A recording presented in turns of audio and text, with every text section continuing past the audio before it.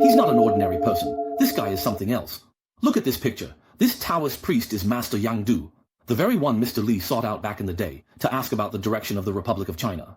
He wrote 8 words. Victory is inseparable from Sichuan. Defeat is inseparable from Wan. People born in the 1940s and 1950s all know this story. It was October 1925 when Mr. Jiang, the president of the Whampoa Military Academy, was on his 20th Eastern Expedition, passing by Luofu Mountain in Guangdong. Perhaps out of confusion about the future, or perhaps out of his deep desire for power, he chose to go to the Taoist temple on the mountain to ask Pu Ji about the disaster at Sulao Temple. Mr. Jiang talked with the Taoist priest there about sudden death for a whole night, and finally drew a lot, and the Taoist priest interpreted it as follows: the kidneys will never leave the body, and the body will never leave the platform.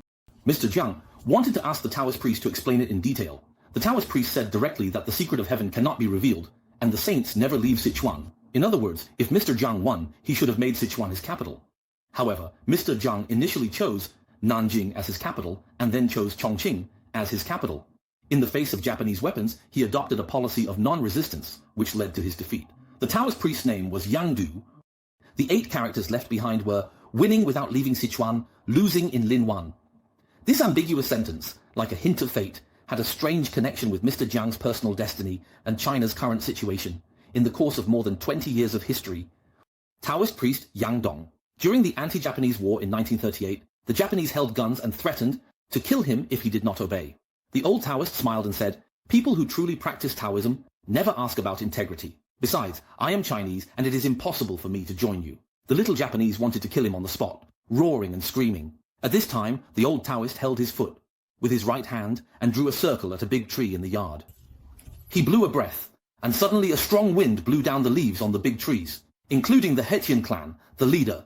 The Japanese were frightened and hurriedly knelt down to apologize to Taoist Yang Du, and hurriedly sent Taoist Yang Du back to the Taoist temple. Taoist Yang Du himself knew astronomy and geography, and had the skills to save the world everywhere. The most powerful skill of the Taoist priest is the secret of longevity, which has been cracked by Muller's theory, and is now announced to the public. But it is likely to be removed from the shelves in the future, because this theory is completely irrelevant to the modern scientific system. Labeling the theory as unscientific might cause it to disappear. Today, if you have the chance, hurry up and get it, just like the little yellow bike below. I hope that once you obtain it, you will first study and practice it diligently for your own benefit and that of your family.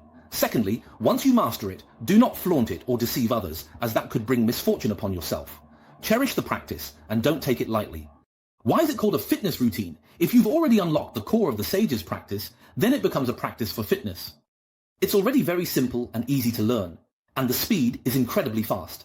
I hope that everyone who is destined to learn it can achieve extraordinary transformation and help their family and those around them get through this tough time. This fitness routine is available in the little yellow bike below.